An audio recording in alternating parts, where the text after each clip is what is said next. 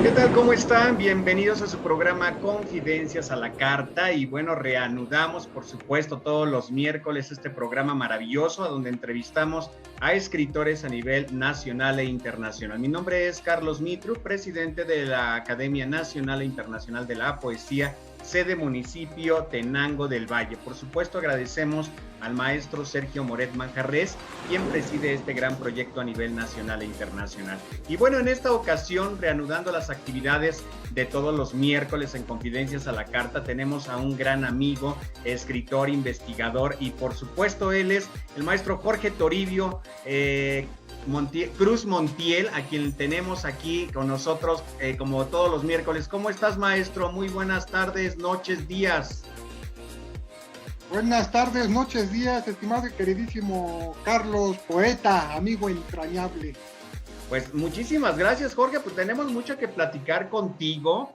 Ay, tú eres de 1968, por lo que estoy viendo en tu semblanza. Estudiaste la especialidad de arqueología en la Escuela Nacional de Antropología e Historia, además de que has colaborado en diferentes revistas, cuentas con publicaciones extraordinarias, una de ellas que tengo aquí, el grupo Atlacomulco. Vamos a hablar un poquito de toda tu trayectoria, maestro, pero para empezar y calentar motores y que la gente también a nivel internacional conozca un poquito tanto de la vida y obra del maestro Jorge Toribio Cruz Montiel. ¿Quién es Jorge? Platícanos, vámonos hasta la infancia, los ayeres de Jorge.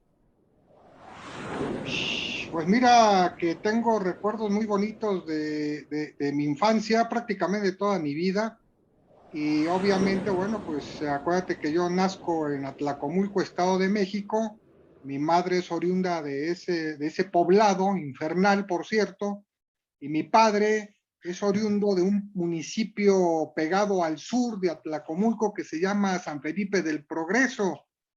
Entonces, pues recuerdo que pasaba mi infancia entre ambas poblaciones y me maravillaba estar en la casa de los abuelos, pero me gustaba más la casa de mi padre, de mi abuelo paterno, curiosamente, fíjate, era una casa pues antigua, una casa que yo veía antigua y la veía como si fuera una casa como de los de cuento de hadas.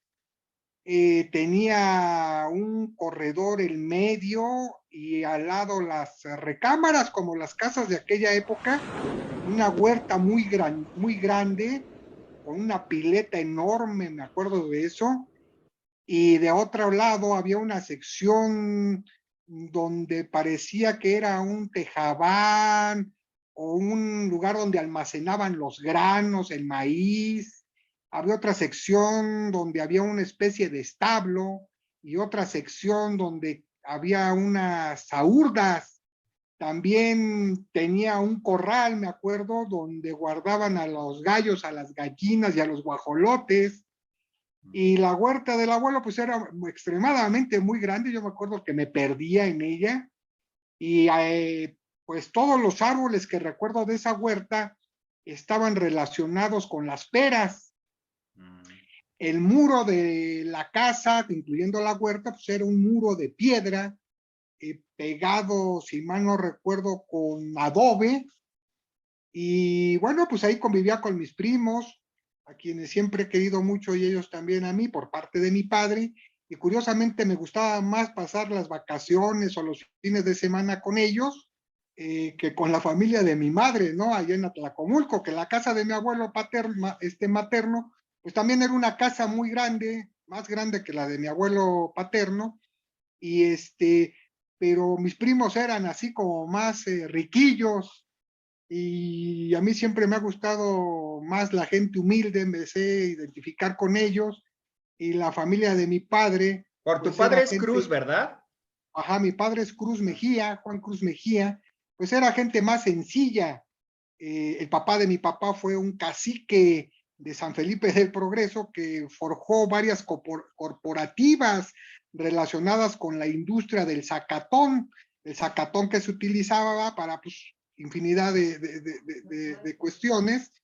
Y entonces él era un líder de allá en San Felipe del Progreso que fundó, imagínate, dos corporativas y eso lo narra el historiador de San Felipe del Progreso, si mal no recuerdo, Jesús Simón Cabrera, en un libro apasionante que tengo, por cierto, 2 ejemplares sobre la monografía de San Felipe del Progreso, narra, ¿verdad?, esa anécdota que se estoy platicando de mi abuelo, que se llamó Juan Bernardino Cruz, y no me acuerdo del otro apellido. Es que Creo que, aparte, tu creo que era historia Uribe, ¿eh? es... Y bueno, mi abuelo era un tipo, lo veía un tipo, mi abuelo paterno era un tipo muy alto, moreno, y mi abuelita paterna, o sea, la esposa de mi abuelo, pues era una mujer rubia, muy blanca, de ojos color entre azul y verde, porque era de origen español. Entonces, imagínate, pues, los hijos que tuvieron. Tenía un tío que me quería mucho, que fue médico, que pues era güero, de pelo ondulado y los ojos un poco de color, y mi papá pues que era blanco, pero de pelo negro, lacio, ¿verdad? Muy diferentes. Entonces, mis primos, pues nos queríamos mucho y me gustaba muchísimo la Avenida de San Felipe de Progreso, porque además me gustaba, el pueblo era como más pintoresco que Atlacomulco, ¿Y curiosamente. te llevabas La con tus iglesia, primos maternos o los paternos? ¿Con cuáles con te los llevabas más? paternos, no, me llevaba con los dos, Ah, siempre me llevé bien con todos, pero sentía que había más atracción o afinidad con mis primos paternos, porque te repito, los primos maternos eran así como más acá alzadones, pues eran gente de mucho dinero, ¿no? Mi abuelito materno, Maximino Montiel Olmos, pues también fue un cacique, fue el forjador de la que sale aquí, organización ¿verdad? Si no mal Atlacomulco. recuerdo. Exactamente, fue el precursor de esa escalofriante cofradía de políticos, clérigos y ya después empresarios fuertes a nivel nacional e internacional incluso. Y entonces, pues ya te has de imaginar, ¿no? Mi abuelo era así, también lo conocí, a los dos, al paterno y al materno los conocí. Mi abuelito materno también lo había un tipo muy alto, muy robusto, muy condescendiente, me quería mucho. Recuerdo que una vez, fíjate, él tenía un armario muy grande donde guardaba sus papeles. Entonces, no sé por qué de chiquito sentía mucha atracción por él. Entonces me agarraba de la mano y me llevaba recorriendo el pasillo de su casa, y ya él era muy grande, tendrá más de 70 años de edad. Y entonces un día me para enfrente del armario, lo abre para sacar unos papeles, y un primo mío, más grande, ¿verdad?, pues se da cuenta y llega ahí, y cuando el abuelo abre el armario, saca a mi primo una escopeta, fíjate nada más, una escopeta que el abuelo tenía en una de las puertas así, pues acomodada, y que me apunte el hijo de la chingada, imagínate nada más, ¿no? Entonces mi abuelo se da cuenta y pues de un manotazo le quita la escopeta, lo regaña y le dice pues que se fuera, ¿no? Entonces, porque me estaba apuntando mi primo con escopeta, o sea, la agarró y me apuntó.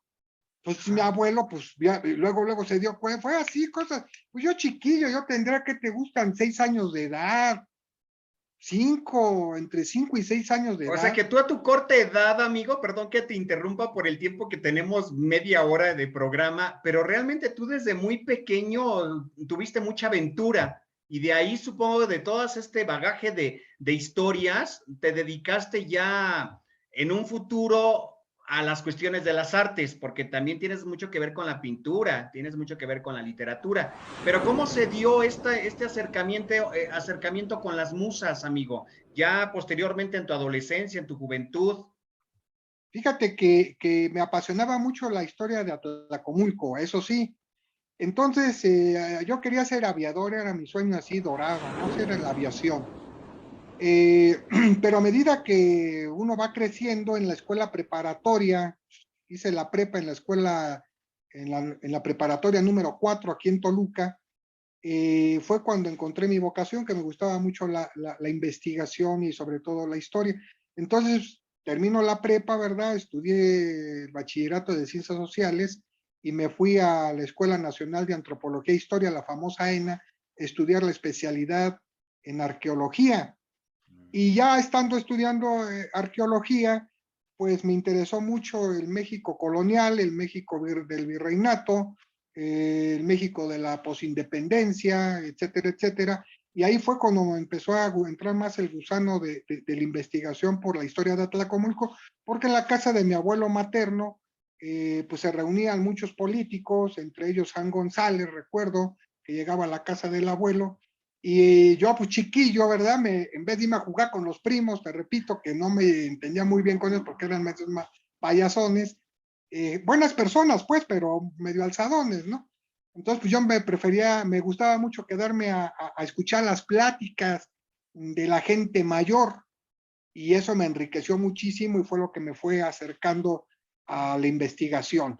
Pero bueno, pues también me gustaba mucho la cultura y el arte porque mi familia materna tenían a un antepasado del siglo XIX que fue pintor sacro, es decir, que hacía las imágenes de la Iglesia Católica para los templos de aquella comarca, y aparte hacía retratos y llegó a De un hacer libro que algunas cosas. presentaste recientemente, que conozco. Y se llama José Vicente Montiel, pintor de Atlacomulco del siglo XIX. Entonces es un rescate cultural también porque, bueno, aunque muchos historiadores citaban su nombre como Justino Fernández, Manuel Toussaint, Edmundo Gorman, Jean Charlot, pues en sus investigaciones acerca, por ejemplo, de los estudios de la litografía en México, citaban el nombre de Vicente Montiel, pero hasta ahí quedaba, ¿no? Ya después otros investigadores profundizaron un poco más, sobre todo investigadores del Estado de México, pero en realidad nunca hubo una intención clara, contundente para penetrar más en la biografía. Y bueno, pues yo soy su abuelo, bisabuelo, su tataranieto, ¿verdad? Directo, pues en la casa de mi abuelo, Maximino Montiel, el forjador del grupo Atlacomulco, pues había obras de él. Sí, Entonces, cuando yo lo chiquillo, dejamos. fíjate, cuando yo chiquillo recuerdo que recorría la casa del abuelo, los cuartos, veía obras de él, y entonces me acercaba y veía, dice José Vicente Montiel. Pues yo también me apellido así, mi mamá así. Entonces empezaba ese gusanito a investigar y todo ese rollo, ¿no? Y así fue como llegué a realizar esta biografía que pues por primera vez reúne, ¿va? Todos los aspectos cruciales de la vida de este pintor, que lo encuentro de interés. ¿Cuál fue el Y primer bueno, libro, mi querido Jorge? Porque estás muy adentrado con la poesía, pero también con, como bien lo comentas, con la investigación. Uno de los primeros libros que tuve la oportunidad de conocer es el Grupo Atlacomulco, que lo presentaste en el año 2005, si no mal recuerdo. ¿Cuál fue la primera obra que lanzaste, amigo? ¿Fue en poesía o fue narrativa? ¿Fue esta investigación que hiciste del Grupo Atlacomulco? fíjate que fue literaria. Publiqué una plaqué literaria con la hoja murmurante que se llama La Bomba Erótica. Con el maestro Una Héctor obra, Sumano Magadán. sí, así es, él fue el que me pidió la plaqué. Entonces yo no tenía nada, le digo, pues es que yo ahorita no he escrito mucho acerca de eso, pero me encantaba. Y me dice, pues tienes tantos días para realizar una plaqué. ¿De cuántas cuartillas? Pues, ay, vele, me dijo. Y entonces la hice como en una semana, creo. Ya se la llevé y todo, me la regresó para hacerle algunas anotaciones ahí para corrección, y luego pues ya la publicó. Se llama La Bomba Erótica, que por cierto gustó mucho. ¿En qué año fue la eh, bomba erótica? si mal no recuerdo, fue en 1991. Yo soy Ah, del 68, o sea, ¿qué tendría yo? Como 20 tantos años de edad, ¿no? 20, 80, como 23 años tendría de edad, algo así, o tal vez, sí, más o 22 años, menos, 23 años tenías. por ahí así, ajá. Pero yo antes ya había empezado a escribir ensayos relacionados con la historia de Atlacomulco en una revista de corte político que entonces era buena, ahora ya es una revista que ya demeritó mucho, que era muy regional, que se llama Ágora, que Ah, conducía cierto. un amigo Felipe Pérez Ávila, periodista, me dio chance de empezar a escribir ahí mis primeras investigaciones que también gustaron mucho. Y ya después, bueno, pues uno se fue distanciando de ese tipo de publicaciones Y después de La Bomba Erótica publiqué, si mal no recuerdo, un libro sobre la vida y obra de Raúl Anguiano Valadez, el pintor de la escuela mexicana, de la tercera generación, como ellos se llamaban, a quien conocí porque fuimos muchos muy grandes amigos, incluso llegó a estar en Toluca junto con otros invitados en la boda, en la primera boda que tuve como testigo de la misma, junto con su esposa Brigitte Anderson. Entonces, de él escribí ese libro, lo publicó la Universidad Autónoma del Estado de México y también gustó muchísimo al grado de que René Avilés Favila, entonces director del Búho de Excelsior, pero relacionado obviamente de la cultura, publicó, ¿verdad?, un ensayo acerca del trabajo y dijo que y luego me mandó contactar, me dijo cuando nos conocimos que le gustaría mucho hacer una novela acerca de la investigación que había hecho sobre el maestro Raúl Anguiano.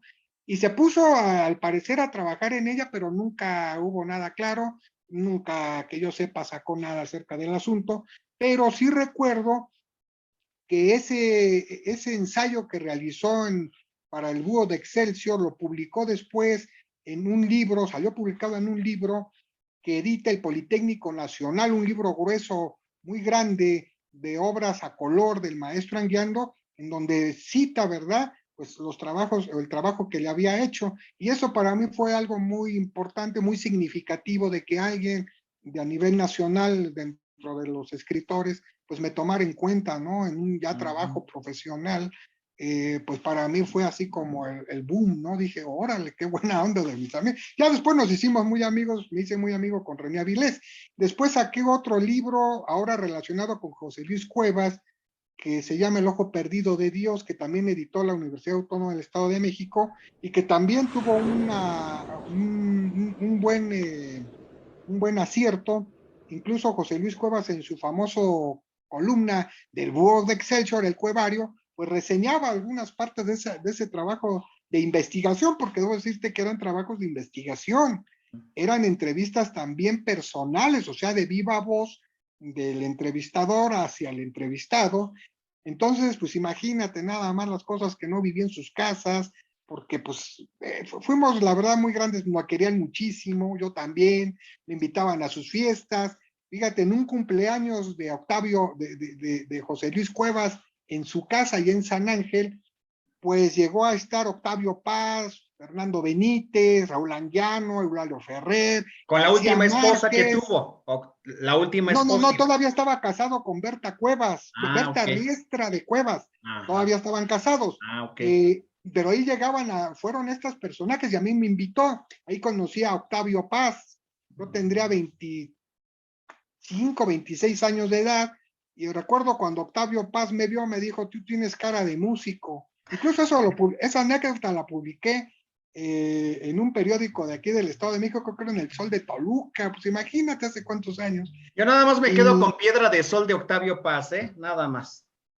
bueno, ese es otro asunto, ¿no? Pero bueno, la intención era de que José Luis Cuevas, en lo especial, me quería acercar con digamos, con la cúpula o la élite de la cultura nacional. Pero yo siempre, como he sido un tipo muy rebelde y esas cosas, pues sí me interesaba de alguna manera, pero no era así como mi máximo, ¿no? Lo que yo quería era investigar, hacer mis cosas sin depender tanto de ellos. Incluso una vez Cuevas me dijo, quiero que el gobierno mexicano te beque con una beca importante, me dice, para que sigas haciendo tus investigaciones.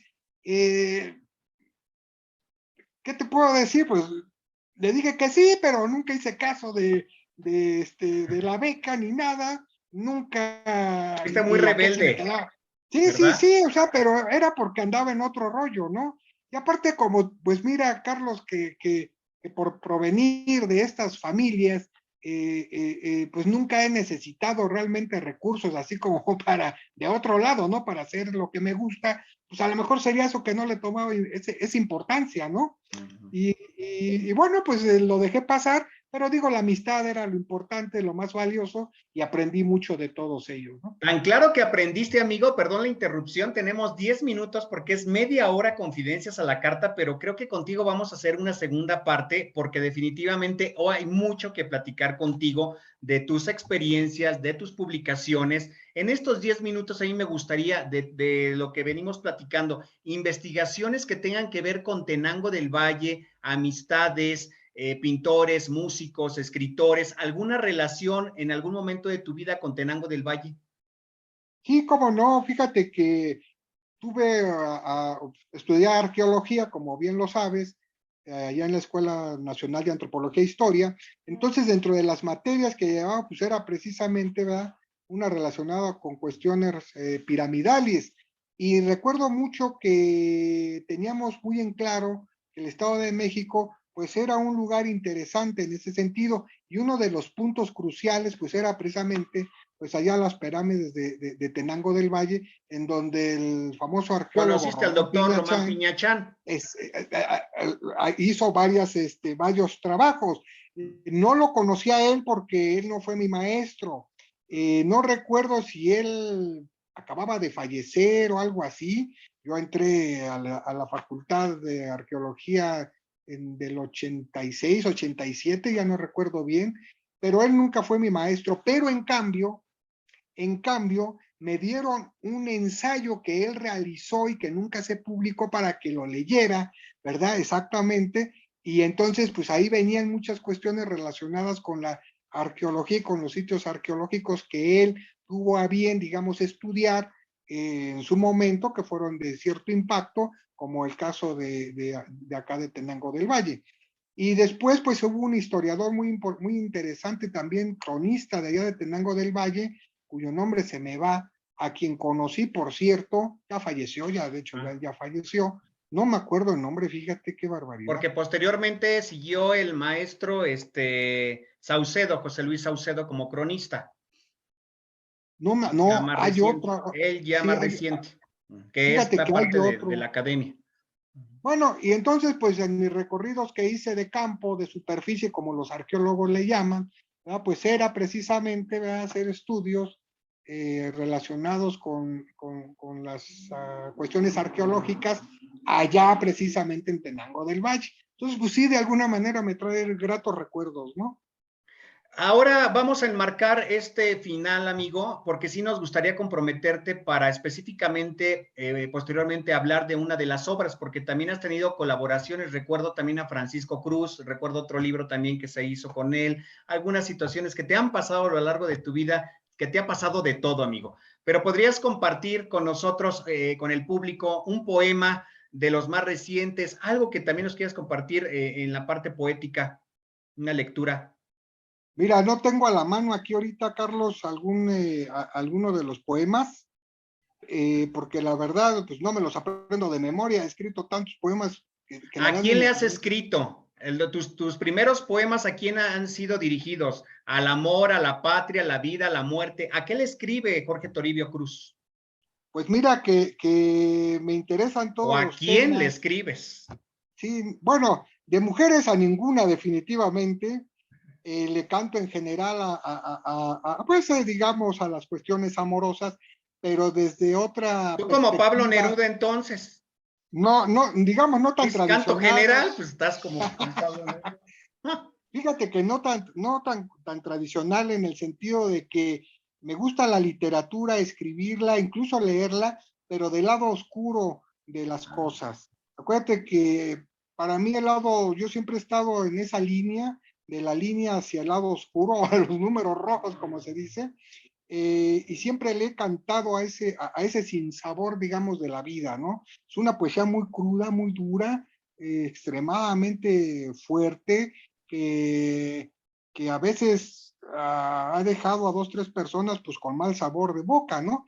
Y así mi literatura no es una literatura bonita, no es incluso una poesía bonita.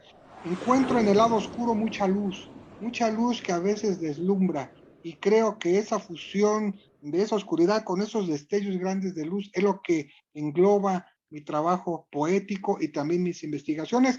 porque acuérdate que todas las investigaciones que realizo, pues desentraño las partes oscuras o negras de los, entre comillas, próceres, digamos, que tiene la historia de México, ¿no? Como Isidro Fabela, a quien todos tachan de ser un gran líder y un personaje, pero yo le saqué sus trapitos al sol y encontré que era un corruptazo de lo peor como gobernador. A mi propio abuelo, ¿no? Maximino Montiel, quien pese a haber forjado la organización Atlacomulco y que en Atlacomulco lo tienen así como en un pedestal, pues imagínate, Tú rompes encontré que esquemas con todo, hasta con las figuras literarias que me llama mucho la atención de tu poesía. ¿Qué tan importantes son estas figuras y el lenguaje dentro de la poesía de Jorge Toribio? Porque sí veo estas estructuras que rompen precisamente con lo tradicional o con lo que es el verso libre o el verso blanco que generaciones ya actuales, poetas contemporáneos utilizan. sí, bueno, te vuelvo a repetir, me gusta romper todos los esquemas, ¿no? Todos los esquemas. Eh, Porque tal vez la influencia que he tenido del acercamiento con la literatura dadaísta, con la literatura del surrealismo, o incluso la fusión de todas estas vertientes relacionadas con las cuestiones más del inconsciente, es lo que me ha orillado a crear un tipo de literatura un poco distinta, ¿no? A lo que por lo regular la mayoría de la gente escribe. Y luego, bueno, pues ya viene la cuestión de la gramática, en el sentido de que modernizas un poco la palabra, modernizas un poco la frase y te vas adaptando a los nuevos estilos de incluso cómo escriben las personas en la época contemporánea, que se consideran faltas ortográficas, lo cual pues es cierto dentro de los parámetros de la Real Academia de la Lengua y de las cuestiones ordinarias, pues es cierto, pero a mí me gusta arriesgar y no me importa lo que digan las personas y rompo con ese esquema, ¿no? Incluso si hay que destruir una palabra, pues la destruyo, ¿verdad? Y lo importante es que la gente la entienda y entienda el significado de lo que tú estás intentando decir. Y ese lenguaje moderno que se adapta muy bien a los jóvenes, pues es también una intención mía de acercarme hacia ellos, porque bueno, la poesía, la literatura realmente de impacto, esa literatura jamás va a pasar de moda, así sean poemas en verso libre, románticos, ¿no? Siempre van a estar ahí presentes, ¿no? La Tú como los literatura sí poetas es. malditos, entonces ahorita que mencionaste al dadaísta Tristán Tzara, ¿no? De alguna forma que en su momento rompieron con todos los esquemas, ahora Jorge Toribio en pleno 2022 rompe con todo, desde la parte de la investigación, sacar trapitos al sol, la poesía, que es esta poesía desde adentro, ¿no? Esta introspección. Tú juegas con la palabra, ¿no? De alguna forma, haces otra deconstrucción, por lo que veo. Así es. Uh -huh. Y recuerda que eso debe de ser importante. Es como, igual como pasa con la música o como con las artes plásticas, en concreto, pues con la pintura, ¿no? Que hay que destruir. O sea, hay que destruir para construir, construir y otra vez destruir. Y es un ciclo, pues que debería de ser infinito. El arte me parece que debe de llegar a eso. Siempre son nuevas evoluciones, nuevos descubrimientos y es lo mismo que pasa, digamos, con las ciencias exactas.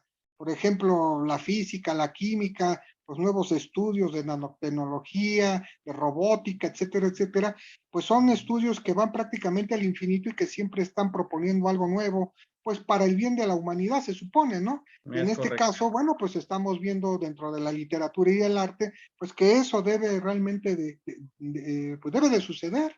Así es. Jorge, pues media hora sé que no es suficiente para hablar de la trayectoria de Jorge Toribio Cruz Montiel, de tu trabajo literario, de todas estas historias, confidencias a la carta que nos puedas contar. Ojalá que en otra ocasión haya oportunidad para la segunda parte, mi querido Jorge.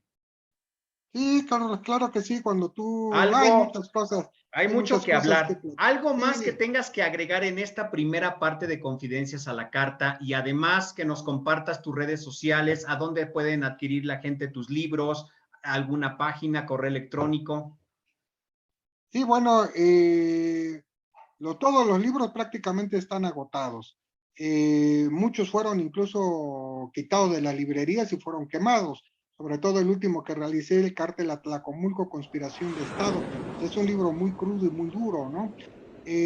Por otro lado, bueno, pues ya después en el siguiente round nos aventamos, si quieres, ese tipo de información, pero tengo, por cierto, me estoy acordando que tengo un programa en Facebook que se llama precisamente el Cártel Atlacomulco, entonces ustedes entren a Jorge Toribio Cruz Montiel y ahí van a encontrar este programa que es de los lunes y miércoles a las 5 de la tarde.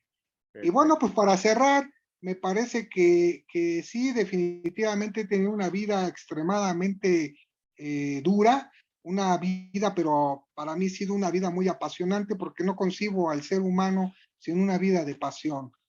Aquellos seres humanos que tienen vidas ordinarias o rutinarias no me llaman el más mínimo la atención, siempre me han gustado los rostros de los locos, de los drogadictos, de los criminales, de la gente que ha vivido intensamente, de los políticos corruptos incluso, de las prostitutas, de la gente que anda ¿No te gusta mendigando mucho la en vida la de calle. Bukowski, verdad? Que tuvo una vida bien... Sí, claro, claro, claro, por Qué supuesto, bárbaro. ¿no? Eros Alessi, un famoso poeta joven italiano que incluso se suicidó y que dejó unos cuantos poemas que son una joya de la literatura.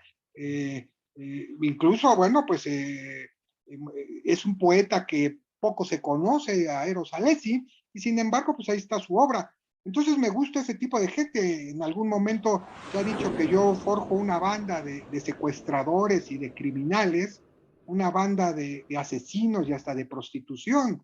Y también han dicho de mí que regenteaba a gays aquí en el centro de Toluca, y que soy traficante de piezas arqueológicas y de arte sacro y todo ese tipo de cosas. Incluso hay documentos acerca de eso, ¿no? No, Y me han hay mucho que abordar, Jorge, hay mucho que Exacto, entonces, abordar. En pues la luego parte lo de la... platicamos. Luego lo platicamos, estamos en tiempo, amigo, pero algo que última pregunta, así en corto. ¿Qué es lo que le falta en la vida de Jorge Toribio Cruz para decirse, me siento completo, satisfecho en la parte literaria, en la parte de las musas, de estas 9 musas que de alguna forma tú estás muy arraigado con ellas, con las musas, sobre todo con Erato, ¿no? Que es la poesía, pero tú estás mucho con esta inspiración, con esta cuestión de contar realidades, tu verdad. ¿Qué es lo que hace falta en la vida de Jorge Toribio? Pues mira que realmente como escritor y todo lo que he sido en la vida me siento extremadamente satisfecho. Creo que he logrado a mi edad lo que me he propuesto, no solamente en el ramo empresarial, porque sabes que me dedico a la iniciativa privada, sino sobre todo en el ramo que siempre me ha gustado, que es la investigación, la literatura, todo ese tipo de cosas. Todo lo que me he propuesto lo he logrado en la vida. He sido un tipo con una suerte pues realmente maravillosa y extrema. Pero sí, definitivamente, yo creo que cualquiera te lo va a comentar, Carlos, es de que siempre el ser humano, en este caso Jorge Toribio, pues siempre quiere más. Y en ese aspecto me gustaría todavía profundizar más en cosas relacionadas a mi tema, que es el Grupo Atlacomulco, hoy convertido en Cártel Atlacomulco, ¿verdad? Para dar a conocer a mi público pues todavía cosas de mayor impacto, que de hecho ya las tengo guardadas. Tengo muchas cosas ya guardadas que en breve espero, ¿verdad?, empezar a editar. Y eso es lo que realmente quiero hacer. Pero te vuelvo a repetir, si ahorita Dios me mandara a llamar, el gran supremo del universo, como nosotros le nombramos, me iría realmente muy satisfecho, muy contento y muy agradecido, no solamente de tener amigos como tú y como tantas personas que he conocido en la vida, que siempre me han brindado su apoyo y su amistad, sino sobre todo con el gran arquitecto, porque te vuelvo a repetir, me siento realmente satisfecho y realizado, me siento feliz de haber logrado y de ser quien soy, pese a hacer todo lo que la gente Tú dice. sigues avanzando, eso es lo importante. Exactamente, ¿no? Tú sigues Que bueno, avanzando. hablaremos de eso porque Se pudiera nos ser fue que el por ahí hay tiempo. muchas cosas de cierto también, Así ¿no? es. Pues mira, amigo, muchísimas gracias porque nos acompañaste aquí en Confidencias a la Carta. Te agradecemos infinitamente y esperemos hacer una segunda parte contigo. Te agradecemos infinitamente todo el equipo de la Academia Nacional Internacional de la Poesía, sede Tenango del Valle. Gracias, amigo, y pues muy buenos días a nuestro público, tardes, noches. No se olviden de seguir la campanita, darle like, porque tenemos más sorpresas con muchos escritores, amigos nuestros de nuestro país y del extranjero. Gracias, mi querido maestro Jorge Toribio. No, hombre, Carlos, cuídense mucho y un saludo a toda tu respetable audiencia. Y en espera, como siempre, ¿verdad? De seguir trabajando y haciendo cosas Ahí por el bien estamos. de la humanidad, hermano.